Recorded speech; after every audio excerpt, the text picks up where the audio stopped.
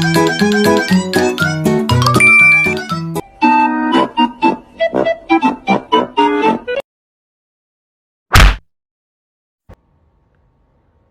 nih?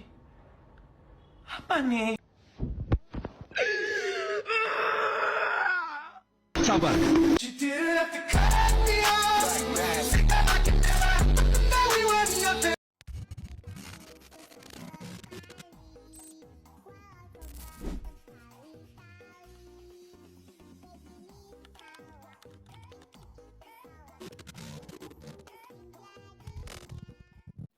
Halo guys, Assalamualaikum warahmatullahi wabarakatuh.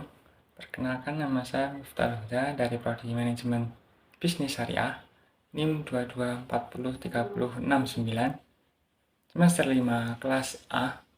Dibuatnya video ini untuk memenuhi tugas mata kuliah Manajemen Resiko Bisnis Syariah. Tugas yang diberikan oleh Ibu Sri Haryanti. Materi yang akan saya sampaikan yaitu apa sih manajemen risiko, serta tujuan dan manfaat mitigasi risiko, serta bagaimana pengimplementasian pada perusahaan syariah. Cekidot, mari kita simak materinya teman-teman. Oke, materi yang pertama, apa sih manajemen risiko dalam konteks bisnis syariah? Manajemen risiko dalam bisnis syariah adalah suatu proses identifikasi, penilaian, mitigasi, dan pengelolaan risiko dengan tetap berpedoman pada prinsip-prinsip syariah Islam. Prinsip utama yang harus diperhatikan adalah larangan gharar atau ketidakpastian, riba atau bunga, dan maisir atau judi, serta mematuhi ketentuan halal dan haram dalam seluruh aktivitas bisnis. Tujuan utamanya adalah untuk melindungi aset perusahaan, menjaga reputasi, dan memastikan keberlangsungan bisnis dalam jangka panjang. Oke, yang selanjutnya, prinsip-prinsip syariah dalam manajemen risiko. Manajemen risiko dalam bisnis syariah memiliki karakteristik unik yang didasarkan pada prinsip-prinsip Islam. Beberapa prinsip utamanya yang perlu diperhatikan adalah: yang pertama, keadilan.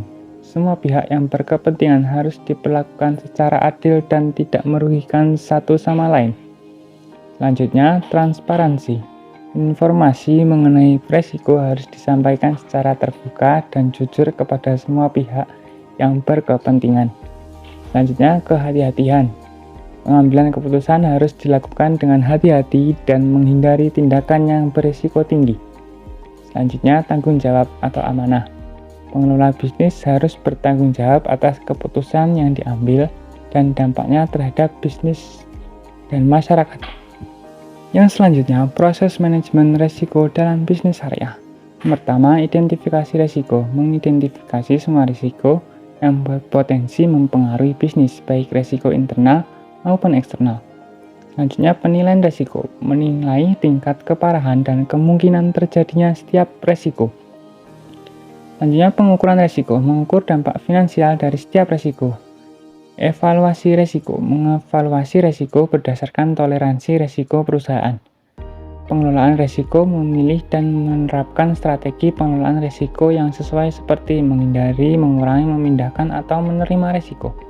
Selanjutnya, yang terakhir, monitoring dan evaluasi, melakukan pemantauan dan evaluasi secara berkala terhadap efektivitas strategi pengelolaan risiko yang telah diterapkan.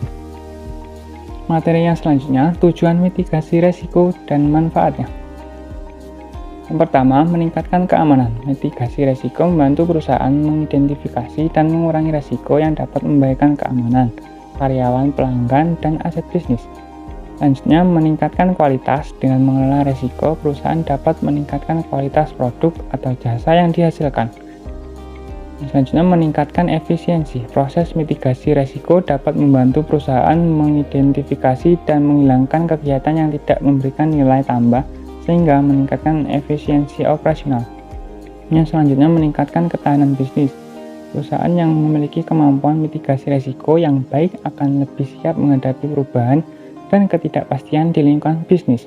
Selanjutnya, meningkatkan pengambilan keputusan. Dengan memiliki pemahaman yang baik tentang risiko, perusahaan dapat mengambil keputusan yang lebih baik dan terukur. Selanjutnya, manfaat mitigasi resiko. Yang pertama, mengurangi kerugian finansial dengan mengidentifikasi dan mengelola resiko sejak dini dapat mencegah terjadinya kerugian yang besar.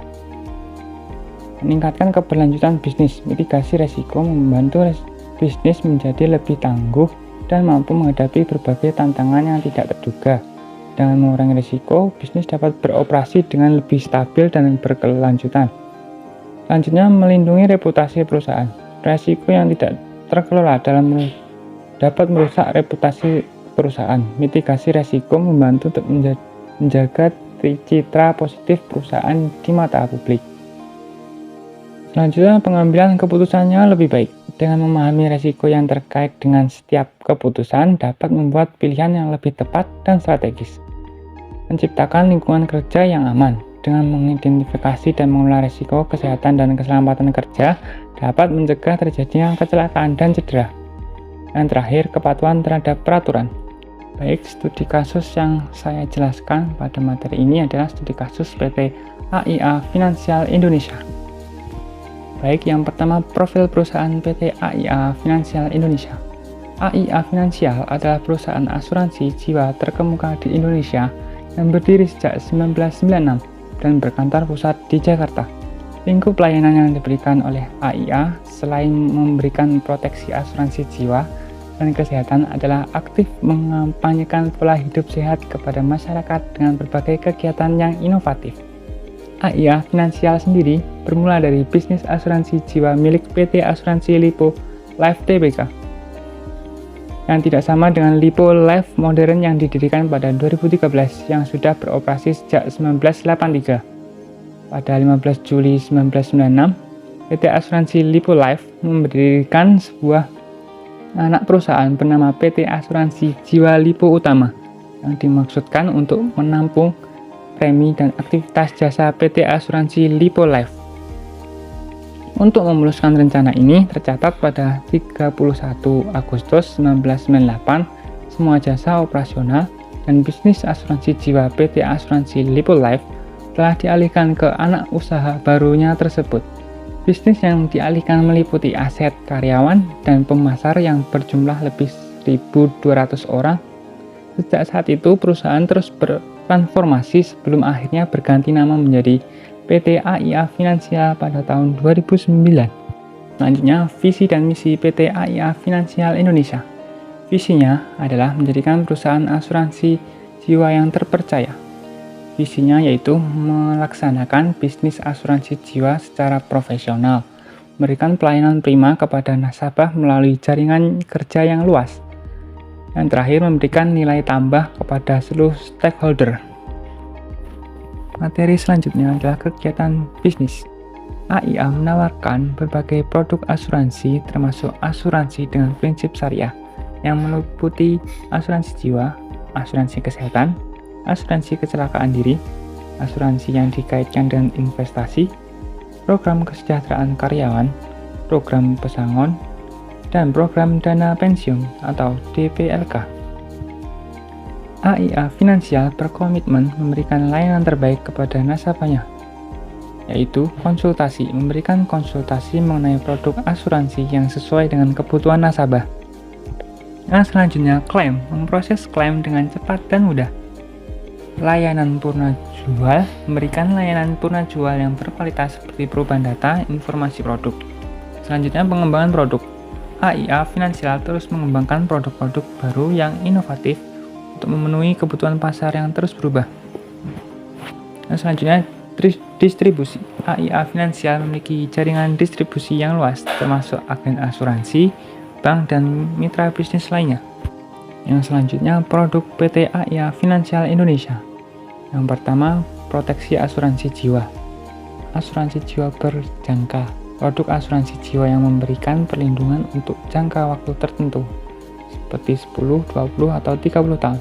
Manfaat asuransi dibayarkan jika tertanggung meninggal dunia dalam periode tersebut. Dan selanjutnya, asuransi jiwa seumur hidup.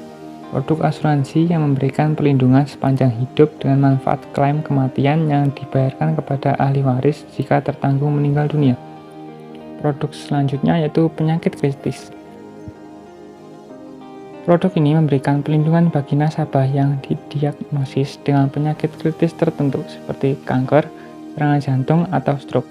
Manfaat klaim dibayarkan untuk membantu biaya pengobatan dan pemulihan. Selanjutnya, program pensiun dan dana pensiun. Asuransi pensiun bertujuan untuk memberikan pelindungan bagi nasabah dalam hal persiapan dana pensiun. Yang kedua, dana pensiun. Dana pensiun ini, PT AIA Finansial juga menawarkan solusi investasi untuk membantu nasabah membangun dana pensiun yang akan mencukupi kebutuhan hidup di masa tua. Produk asuransi kesehatan ini memberikan pelindungan terhadap biaya medis termasuk rawat inap, rawat jalan, dan prosedur medis lainnya. Asuransi ini membantu nasabah dalam mengelola biaya kesehatan yang seringkali mahal. Materi selanjutnya, risiko utama yang dihadapi PT AIA Finansial.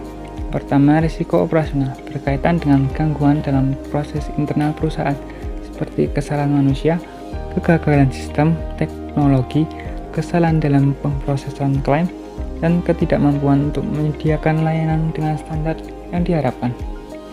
Yang kedua, risiko keuangan.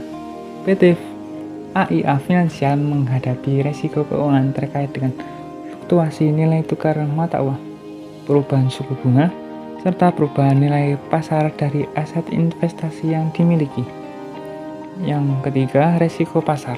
Sebagai perusahaan yang beroperasi di sektor keuangan, PT AIA Finansial juga terpapar risiko pasar yang melibatkan fluktuasi kondisi ekonomi dan pasar keuangan.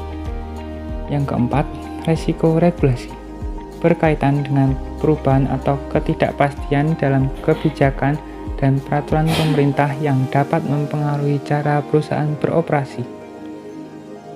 Yang kelima, risiko likuiditas. Risiko ini muncul ketika perusahaan kesulitan untuk memenuhi kewajiban finansialnya atau mendapatkan dana yang dibutuhkan untuk operasional atau pembayaran klaim. Selanjutnya, strategi mitigasi yang diterapkan PT AIA Finansial Indonesia. Pertama, AIA Indonesia terus memperkuat mekanisme kontrolnya untuk pencegahan, penegakan, dan penerapan strategi anti penipuan. Dengan merekam kebijakan zero tolerance terhadap kasus fraud, AIA Indonesia bertujuan memberikan efek jera kepada karyawan dan tenaga pemasar sehingga mengurangi fraud internal perusahaan. Yang kedua, mencegah dan mendeteksi fraud melibatkan penguatan kontrol internal dalam penilaian risiko yang komprehensif, termasuk evaluasi, pengujian, dan efektivitas kontrol internal. Yang ketiga, memberikan blacklist database internal dan eksternal. Dalam hal ini, perusahaan memanfaatkan inovasi teknologi dalam berbagai proses dan kontrol internal, mulai dari pemeriksaan latar belakang karyawan dan tenaga pemasar hingga menggunakan AI dalam wawancara dengan calon agen. Yang keempat, EKYC dan pemeriksaan liveness diterapkan dalam proses aplikasi asuransi dan perubahan data nasabah. Analisa data juga digunakan untuk memantau perilaku tenaga pemasar yang mungkin mengindikasikan penipuan. Selanjutnya, materi yang terakhir, pertimbangan PT AIA Finansial dalam memilih mitigasi yang diterapkan. Pertama, untuk menghadapi jumlah fraud yang meningkat diperlukan biaya dan resource untuk melakukan analisa dan investigasi. Memiliki investigator dengan skill yang mumpuni juga menjadi tantangan. Dengan kemajuan teknologi dan meningkatnya pemahaman masyarakat tentang produk asuransi, perusahaan asuransi perlu mengantisipasi tren peningkatan fraud. Yang ketiga, untuk melakukan evaluasi berkala terhadap kesesuaian sistem pengendalian dan kerangka deteksi fraud yang terkini serta melakukan perbaikan secara berkala. Yang terakhir, tidak kalah penting adalah menjalin komunikasi dan saling sharing dengan sesama peers di industri serta komunikasi yang kuat dengan regulator untuk memperkuat langkah-langkah pencegahan fraud dan penegakan hukum terhadap kasus tersebut. Berikut referensi yang saya dapatkan dalam materi ini. Cukup sekian pemaparan materi saya kali ini. Semoga bermanfaat untuk teman-teman. Wassalamualaikum warahmatullahi wabarakatuh. Babe dulu ya.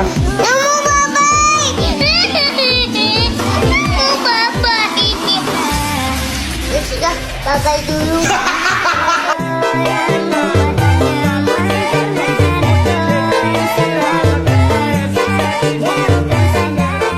Oke teman-teman, terima kasih sudah menonton video